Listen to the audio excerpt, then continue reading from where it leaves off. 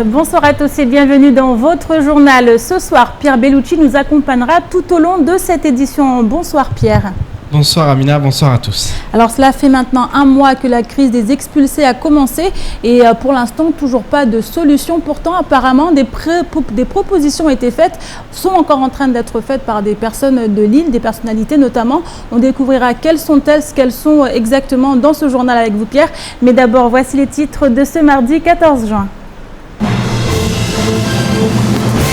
Alors que les habitations illégales ont toutes été détruites à Tanafou 2, certains expulsés s'apprêtent à porter plainte contre le propriétaire du terrain. Justificatif à l'appui, ils s'insurgent contre le fait d'avoir payé des loyers pendant plusieurs années et d'avoir été expulsés par la suite. Explication. Si Tanafou 2 ne cesse de révéler la complexité de la crise des expulsés, les commerçants du marché sont eux très remontés face à la situation place de la République. Depuis un mois, les clients se font beaucoup plus rares, alors même que ce mois de Ramadan est censé considérablement augmenter leur chiffre d'affaires. Ils se sont donc rendus en préfecture ce matin pour exiger des solutions. Le parc naturel marin a organisé dans la matinée son conseil de gestion, l'occasion de faire le bilan et d'envisager les actions à mener dans les prochains mois, notamment dans le secteur de la pêche, qui peine encore et toujours à se développer. Reportage à la fin de cette édition. Rappelez-vous, le 2 juin dernier, nous vous informions des expulsions qui avaient lieu à Tanafou 2 sur le terrain appartenant à la famille Chiaboudine. L'opération s'était étalée toute la journée, mobilisant ainsi policiers et gendarmes. Des habitations de fortune établies sur la parcelle ont été rasées par des engins de chantier et les matériaux de construction, principalement de la tôle, ont été emportés afin d'éviter toute tentative de reconstruction. 12 jours après l'opération et désormais avec du recul, un décasé a souhaité témoigner devant la caméra de Coésie. Reportage Jérôme Comon et Adèle Laurent. Le conflit concernant le terrain appartenant à la famille du conseiller départemental de Mamoudzou 2 est loin d'être simple. En 2012, Chiaboudine Ben Youssouf avait fait signer aux locataires précaires une convention relative à la construction à l'impôt foncier.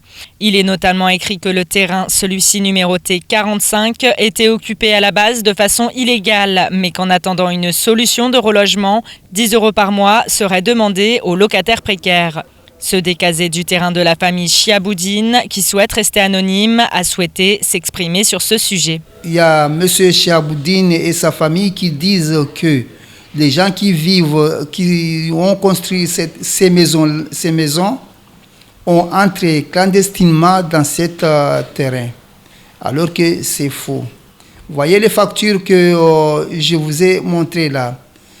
Avant d'entrer dans construire une maison dans ce terrain, on demande une autorisation chez M. Chaboudine ou son neveu, M. Abdou, surnommé Abdou Gourou. Du coup, il faisait payer les gens 50 € avant la construction. Dès qu'on a fini de construire cette maison, il nous faisait payer 10 à 30 € par mois. Un loyer mensuel pour ses locataires précaires. Monsieur Chaboudine paye quant à lui tous les ans un impôt foncier s'élevant à environ 15 000 €.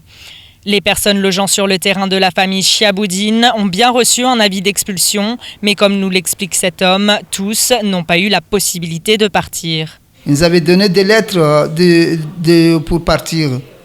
Mais il y avait des gens qui sont partis, il y avait des gens qui n'avaient pas d'endroit pour y aller, du coup ils sont restés. Lorsque nous avons appris que il y a les flics qui sont là, nous les clandestins, nous sommes tous partis, nous sommes tous sauvés. Du coup, lorsque nous sommes sauvés, il y avait tous nos biens qui restaient dans les maisons. Monsieur Chabou, puisqu'il voulait son terrain, il fallait qu'il vienne nous voir avec bonté, nous expliquer, là je peux sortir sur telle date, bien quoi, mais n'allez pas venir avec furiosité comme ça, nous fait partir quoi. Un désaccord sur le mode opératoire. Quant à l'avenir, cet homme nous fait part des intentions des personnes expulsées. Ce que nous avons comme sentiment, c'est leur poursuivre aussi en justice, comme ils nous ont fait là, ils nous ont poursuivis. La procédure judiciaire étant engagée, seul l'avocat de M. Chihaboudine est habilité à s'exprimer sur ce sujet. Le problème de Tanafoudou semble encore loin d'être réglé, bien au contraire, il n'a été pour l'heure que déplacé.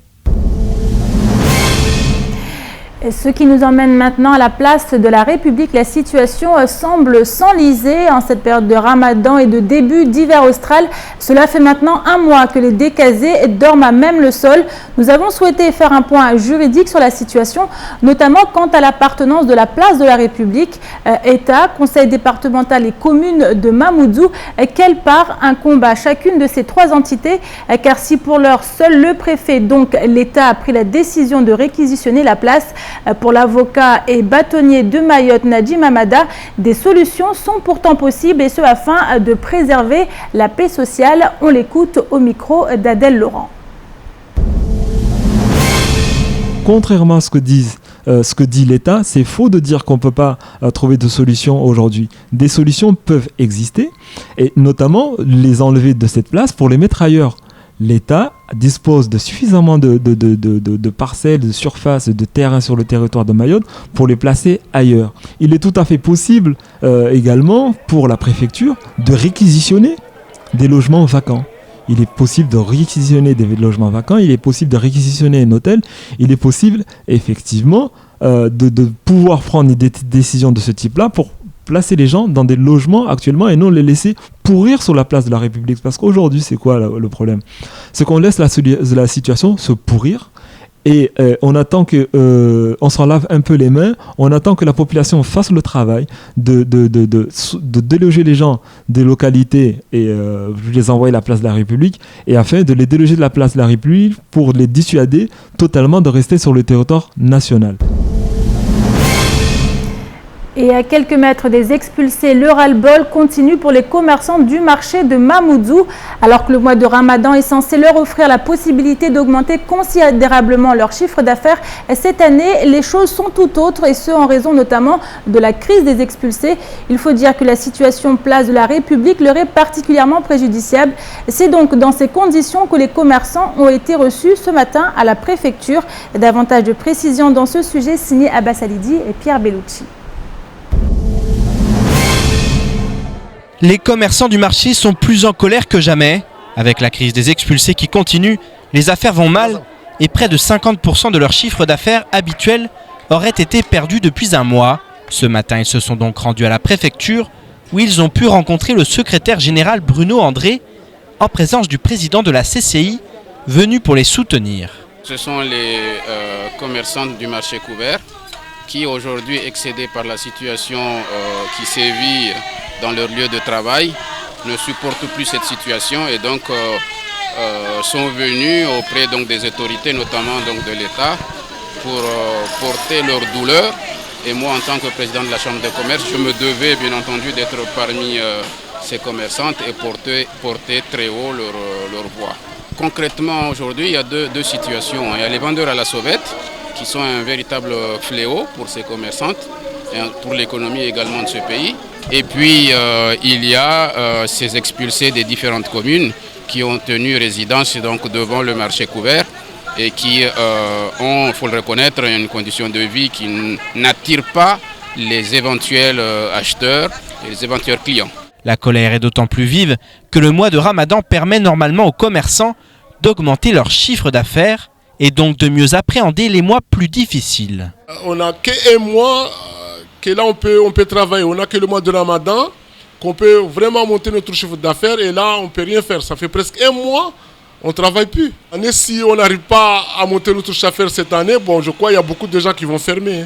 Les commerçants sont sortis de la rencontre sans solution, même si le secrétaire général s'est engagé à apporter une réponse au plus tard demain matin. Pour Jean Barège, les choses sont simples, les expulsés doivent quitter la place. On a proposé 2 propositions parce que là, ça approche le Eid. Ces gens-là, nous, on ne veut pas beaucoup de choses, on veut que ces gens-là qui sortent de là. Des gens qui sont occupés la place de la République, qui sortent de là, plus des gens qui vont autour du marché. Parce qu'eux, déjà, ils ne payent pas. Nous, on a beaucoup de choses à payer. On a des patentes, on a beaucoup de choses à payer. C'est ça qu'on veut. On ne veut pas beaucoup de choses. On veut uniquement ça. En effet, cette situation ne pourra pas rester sans conséquences pour les commerçants. Une réponse est donc vivement attendue de la part de la préfecture, qui se trouve là devant un nouveau problème. Alors Pierre, une crise des expulsés qui s'enlise, on l'a dit, et aujourd'hui, a priori, des solutions sont encore en train d'être recherchées. Oui, tout le monde recherche des solutions parce qu'on le voit et on ne cesse de le dire, la complexité de cette crise des expulsés et de ces expulsions aussi. On l'a vu avec le sujet Tanafou 2, d'un côté des personnes qui étaient sur ces terrains qui payaient souvent des sommes, des modiques sommes, mais voilà, qui payaient quelque chose pour être sur ce terrain. D'un autre côté, des propriétaires qui eux payent aussi des sommes, et là, alors la plus considérable encore, notamment les taxes foncières. Donc voilà, donc on voit la complexité aussi de ça, et ça a été un système finalement qui pendant des années a perduré et qui aujourd'hui est en train de voler en éclats. Alors forcément, ça vole en éclats et c'est compliqué lorsque ça vole en éclats ensuite d'essayer de réparer ce qui est possible de réparer. Donc on le voit, la complexité, et puis on voit aussi les répercussions. Alors sur le marché notamment, et puis aussi sur ces institutions qui ne savent pas comment faire, entre la mairie, entre le département, entre la préfecture également, qui doit prendre en charge ces expulsés. Est-ce que ce n'est pas une façon pour chacun de se renvoyer la balle pour ne pas justement se retrouver seul face à la situation? Depuis le début, depuis que la crise a commencé, de toute façon, on a cessé de se renvoyer la balle entre les communes, entre la préfecture. Voilà, ça c'est depuis le début. Alors le conseil départemental, lui, est beaucoup plus discret, pour ne pas dire complètement silencieux sur cette crise. Donc voilà, et il se garde bien d'en parler parce que de son côté non plus, il n'y a pas de solution. Donc finalement, effectivement, ça s'enlise depuis maintenant plus d'un mois. On a aussi des répercussions, on le voit pour les commerçants du marché, et puis ces personnes qui s'entassent de plus en plus nombreuses sur cette place. Donc ça se complique, mais voilà, comme on le disait, aujourd'hui, c'est tout un système qui a perduré. L'immigration clandestine, elle ne date pas d'hier. Cette situation, elle s'est pas installée en 2 jours, et forcément, pour la régler du jour au lendemain, c'est compliqué lorsqu'enfin on décide d'agir, parce que ça ne pouvait plus durer, et que forcément, à un moment ou un autre, on savait très bien que ça ne pourrait plus durer et qu'il se passerait quelque chose. Alors on l'a vu, c'est peut-être aussi l'explosion des taxes foncières qui ont justement déclenché cette situation. Complètement. L'un des facteurs, l'un des éléments déclencheurs de cette crise, c'est effectivement l'application des taxes, et notamment du droit commun en matière de fiscalité, puisque des propriétaires payent des sommes considérables, et effectivement certains étaient rémunérés, il y avait une sorte de location, voilà, mais alors que ce n'était pas toujours fait dans les règles, mais en tout cas c'était des sortes d'arrangements, mais c'est sûr que c'était des sommes en fonction aussi des revenus souvent très bas des personnes qui vivaient sur les terrains. Donc et on voit toutes ces complexités, mais on est en train au fur et à mesure aussi de parler de cette complexité, de la comprendre. Il y a aussi beaucoup de tabous, ça va au fur et à mesure, on va aussi... Ça révèle des choses en tout cas. Ça révèle beaucoup de choses sur un système qu'on répète, c'est qu'il faut le répéter, qui a perduré pendant très longtemps, et qui aujourd'hui ne peut plus perdurer, parce que d'un côté comme de l'autre, finalement, il y avait une sorte d'arrangement où tout le monde s'entendait et tout le monde était d'accord. Aujourd'hui, il n'y a plus cet accord, et forcément, ça amène à la situation que nous vivons actuellement. Alors Pierre, vous restez avec nous, on vous retrouve tout à l'heure et vous nous parlerez de Mayotte 2025, également de ce vol inaugural que vous avez pris ce vendredi. On en parle tout à l'heure. Pierre, vous restez avec nous. Autre mouvement de protestation qui a marqué l'actualité aujourd'hui, cette grève générale qui a eu lieu sur tout le sol national. Et si dans l'Hexagone, le mouvement devait montrer l'opposition massive de la population face à la loi El Khomri, à Mayotte, en revanche, il n'a pas vraiment eu d'écho. Du côté des responsables CGT, Éducation, par exemple, ils se disent nous sensibiliser, mais ce n'est pas pour autant qu'ils ont appelé à la grève. Alors pourquoi la mobilisation n'a-t-elle pas été suivie ici à Mayotte? Nous avons posé la question à l'ancien secrétaire départemental CGT Éducation, Roger Combarel, bien placé pour répondre puisqu'il a travaillé au cours de sa carrière dans le secteur privé et public. On l'écoute. vous ignorez pas qu'on sort d'un mouvement très important à Mayotte, dans lequel la CGT, EMA, mais aussi l'entente de l'intersyndicale a été mobilisée. Vous ignorez pas aussi qu'il y a un climat social qui n'est pas drôle en ce moment. Et c'est vrai que s'il n'y a pas de mobilisation, c'est peut-être parce que c'est pas la priorité des revendications ici à Mayotte. Alors on peut juger que c'est dommage, et moi je pense que c'est dommage, car si on demande l'application du droit commun à Mayotte, automatiquement dans les mois, dans les années à venir, si cette loi elle passe dans l'état où elle a été exposée, il y aura des modifications et les travailleurs mahorais en auront les conséquences. Bien écoutez, la conséquence que je vois pour Mayotte, c'est un petit peu la conséquence que nous, on a dénoncée dans l'éducation nationale, c'est-à-dire si vous donnez trop de pouvoir à un employeur pour pouvoir appliquer des mesures qui ne sont pas généralisées dans les conventions collectives, qui ne sont pas comprises dans les conventions collectives, qui ne sont pas comprises dans le code de travail, vous allez avoir en fait des entreprises où, quand le syndicalisme est actif et influent, des salariés qui sont plutôt bien protégés. Et puis des entreprises, et comme vous le savez, il y a beaucoup de petites entreprises en France où le monde syndical est peu représenté. Et là, vous aurez des travailleurs qui seront à la merci de n'importe quelle ambition, de n'importe quelle stratégie de l'employeur.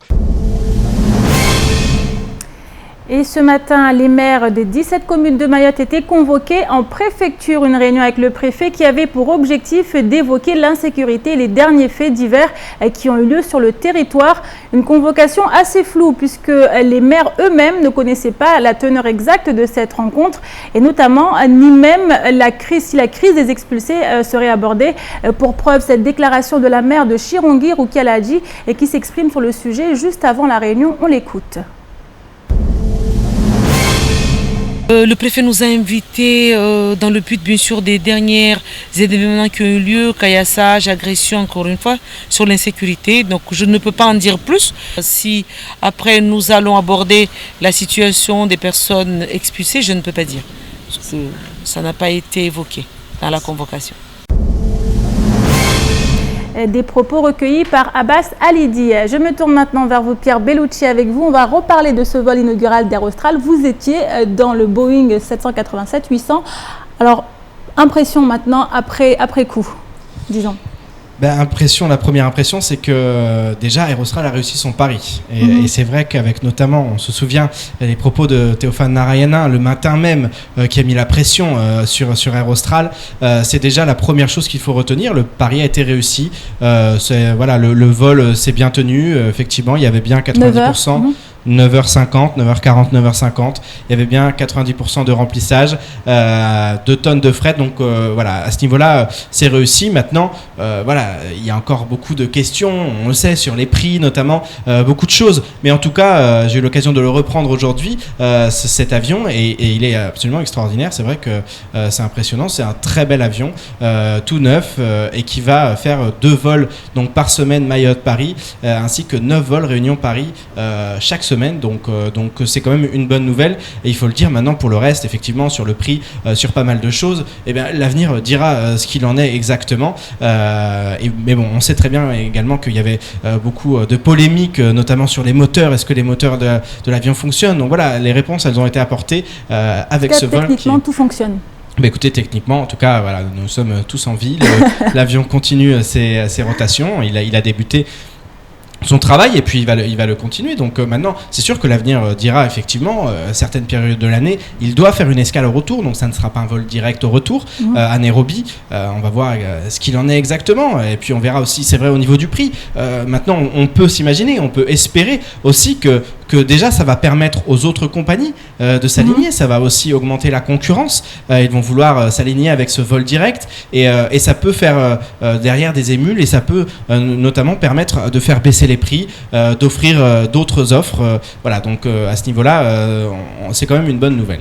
Alors, durant votre séjour parisien, Pierre, vous étiez également du côté du ministère des Outre-mer où il a été question de ce document stratégique Mayotte 2025. Alors, Oui, alors effectivement, il y avait donc une conférence de presse pour les 1 an du document stratégique Mayotte 2025, tout juste 1 an. Le Premier ministre, Manuel Valls, était venu à Mayotte, on s'en souvient. Il avait notamment signé ce document, il fait plusieurs annonces, dont le vol inaugural, dont ce vol, cette ligne directe d'Air Austral. Alors, c'est vrai qu'on a eu une impression un peu mitigée dans cette conférence de presse, parce qu'il y avait forcément des satisfactions, puisque un tiers du plan est déjà effectué, c'est-à-dire qu'il y a 95 mesures qui ont vu le jour en 1 an, donc c'est quand même considérable. Ça fait un tiers, puisqu'il y en a un peu plus de 340. Donc maintenant, voilà, il y avait quand même un bilan mitigé, parce qu'on sait que ce document, en 1 an, il y a quand même eu beaucoup de choses qui sont venues ensuite. On pense notamment à la grève générale et aux annonces, les 50 millions d'euros qui ont été annoncés. On pense bien sûr au plan sécurité. Tout ça, à l'époque de Mayotte 2025, j'allais presque dire que Mayotte 2025 était une fin en soi. C'est-à-dire qu'on ne s'attendait pas à ces mesures-là. Preuve, s'il en est, que derrière, il y a quand même eu besoin d'adapter et que Mayotte 2025 ne suffisait pas en lui-même. Et donc voilà, on avait cette impression-là en écoutant et en regardant et en parlant avec les uns et les autres. Il y avait les parlementaires du département, bien sûr, Madame la ministre, il y avait aussi la vice-rectrice, le président du Conseil économique et social. Voilà, il y avait énormément d'élus et de personnalités des instances du département qui étaient présentes sur place. Mais on dit un peu la même chose, c'est qu'il y a encore énormément de travail et que sur les prochaines années, et puis il y a surtout cette question aussi qu'on a posée et qui se pose. Mayotte 2025, c'est un plan au long terme. En 2017, il va y avoir une élection, peut-être que la gauche ne sera plus au pouvoir. Ensuite, il y en aura une autre en 2022. Donc, vous voyez, ce genre de plan, on se pose toujours des questions. C'est pour ça aussi, peut-être qu'ils veulent accélérer, aller vite. Un tiers en 1 an, un tiers des mesures sont déjà mises en place. Parce que, effectivement, la continuité, on ne sait pas si elle sera là. On ne sait pas si ce plan ira jusqu'au bout de ces longues années d'application. Donc c'est aussi pour ça qu'il y a aussi un flou sur ce Mayotte 2025 et il y a beaucoup de voix qui s'élèvent contre depuis qu'il a été mis en place. Mais c'était une atmosphère assez particulière parce qu'il n'y avait pas un très grand enthousiasme, alors que pourtant les chiffres sont quand même impressionnants. 95 mesures en 1 an, c'est beaucoup. Mais il reste tellement à faire que... Justement, peut-être parce que les défis à relever sont encore nombreux, Pierre. Effectivement, sont peut-être plus nombreux encore qu'il y a 1 an, notamment en termes de sécurité ou d'insécurité à tous les niveaux dans l'éducation.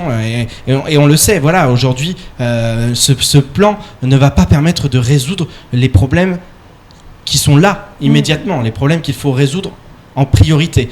Donc c'est aussi pour ça que ce plan, on a l'impression qu'aujourd'hui il est un peu mis de côté, il est en train petit à petit d'être mis en place dans son coin. Il le faut, c'est important, mais aujourd'hui il y a d'autres priorités que ce plan, sur le court terme en tout cas.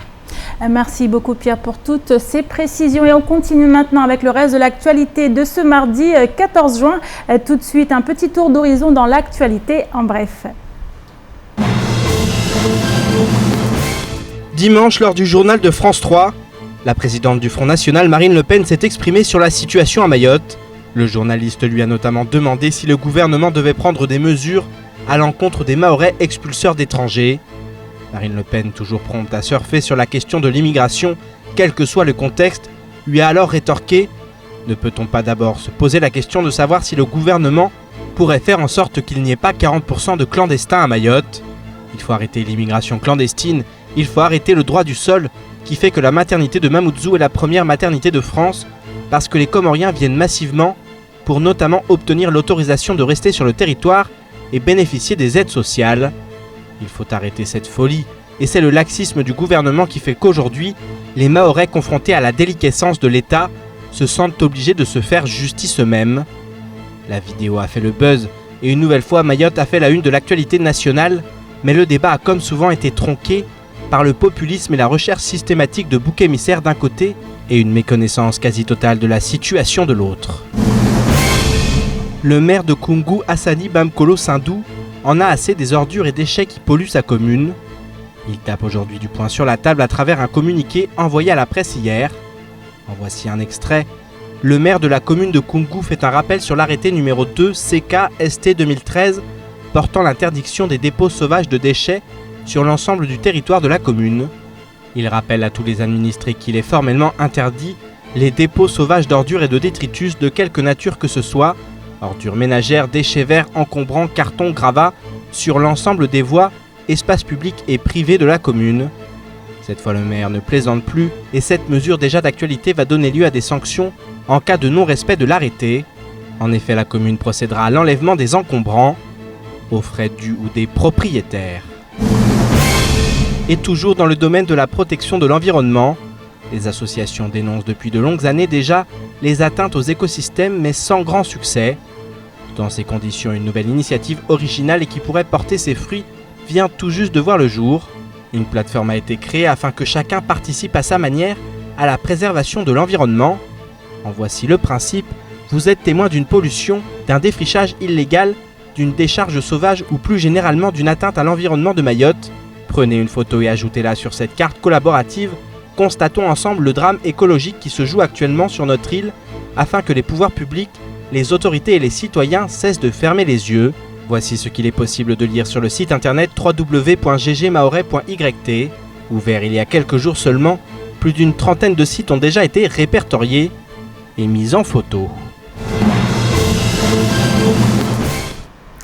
Et pour terminer, ce matin se tenait le conseil de gestion du parc marin. Organisé 2 fois par an, celui-ci permet de faire le bilan, de valider la gestion du parc, mais aussi et surtout d'envisager l'avenir. À ce titre, la question de la pêche a longuement été évoquée et notamment la lutte contre la pêche illégale. Car si le bilan semble relativement positif, il reste tout de même encore beaucoup à faire. Un sujet signé Abassadidi, Pierre Bellucci et Leslie Vimné. L'heure du bilan avait sonné ce matin au parc naturel marin de Mayotte. Préfecture, conseil départemental, DEAL, affaires maritimes, tous les acteurs concernés étaient présents lors de ce conseil de gestion. Et pour le vice-président du parc marin, le bilan est mitigé. La restitution qui était faite de l'année 2015 est je dirais satisfaisant. À mon sens, il manquait d'éléments concrets par rapport à la situation. C'est-à-dire que moi je demandais, depuis 5 ans qu'il y a un parc naturel marin, est-ce qu'on ressent les effets de ce parc naturel marin? Aujourd'hui on a créé, j'ai envie de dire, des messages, c'est-à-dire des pictogrammes et autres pour faire des synthèses qui peuvent représenter les coraux sont bien ou pas bien ou des choses comme ça. En tout cas, bon, c'est pas encore très très concret. En tout cas, la population et nous-mêmes, nous le voyons pas encore actifs sur le terrain. Ensuite, il y a le devenir, ça c'est le passé, il y a le devenir. Et il y a la position notamment des pêcheurs au sein donc du parc naturel marin. Cette réunion a permis de valider la gestion du parc, d'envisager la suite et notamment les futures actions à mener, notamment dans le domaine de la pêche, comme l'explique la présidente Boari Bichara Payette. Beaucoup de choses ont été dites, notamment sur la question de la protection de lagon, mais aussi la pêche. On sait qu'à Mayotte, on a énormément de difficultés, notamment concernant la pêche illégale, par exemple. Donc ce sont des points qui ont été soulevés. On a fait voter un certain nombre de mesures qui vont faire que, effectivement, les pêcheurs vont se sentir plus encadrés, plus leur métier plus protégé. La problématique du statut des barques ou encore la lutte contre la vente illégale ont en ce sens été abordées. Même si pour le président du syndicat des pêcheurs professionnels, la satisfaction n'est pas totale, car beaucoup de problématiques doivent encore être résolues. Nous sommes satisfaits qu'il y ait une politique sur la plaisance qui se fasse parce que ça met d'autant plus de lumière sur le professionnel. Mais aujourd'hui, nous ne sommes pas satisfaits à 100% puisque les professionnels aujourd'hui ne sont pas considérés à 200% comme des professionnels puisqu'on a une partie, presque 50% de notre flotte, qui a été mise en plaisance, donc demain qui sera impactée avec les nouveaux arrêtés. Ensuite, il y a forcément le devenir. Le devenir, c'est aussi quid de demain, puisque demain, si la nouvelle politique commune des pêches permet à des armateurs aujourd'hui à Mayotte de pouvoir construire des bateaux, en tout cas financer des bateaux. Alors, qu'est-ce que mettra l'État à disposition en fait pour pouvoir, en infrastructure, je parle bien, tant en termes de radio, tant en termes de port, tant en termes d'infrastructure qui acceptera demain des professionnels. Donc ça, tout ça, c'est encore dans du flou et pourtant la prochaine PCP, c'est dans 2 ans. Après 5 ans d'existence, l'institution peut se targuer d'avoir mis en marche un grand nombre d'actions qui ont porté leurs fruits. Cependant, le flou persiste encore dans plusieurs domaines et le travail dans les tout prochains mois devra permettre de le lever. Et avant de nous quitter, un mot d'encouragement pour ceux et celles qui vont passer le baccalauréat, car demain, justement, ce sera le premier jour d'examen. Courage à vous donc pour ceux qui vont plancher dès demain pour décrocher ce Graal. Et c'est ici que s'achève cette édition. Merci pour votre fidélité. Une édition rediffusée sur OM5 que vous retrouverez également sur notre site l'infocoesi.fr et sur notre page Facebook, mais également sur Facebook, sur YouTube. À 7h, retrouvez demain matin lors de la matinale Patrick Meillan. Il accueillera le capitaine Chamassi qui reviendra sur l'assassinat du couple de policiers en métropole. À 7h30, Ismaël Abderrahmane et Soufiata de la mairie de Chirongui prendront place à leur tour sur le plateau. Ils viendront ainsi s'expliquer sur l'affaire de l'installation controversée de Tama dans leur commune, un projet rejeté en bloc par les habitants. Voilà pour la matinale. Et dans quelques instants, retrouvez l'invité du temps de parole. Il s'agit de Gilles Martin. Et quant à moi, j'aurai le plaisir de vous retrouver demain soir à 19h pour une nouvelle édition de votre JTM. Bonne soirée à vous sur KTV.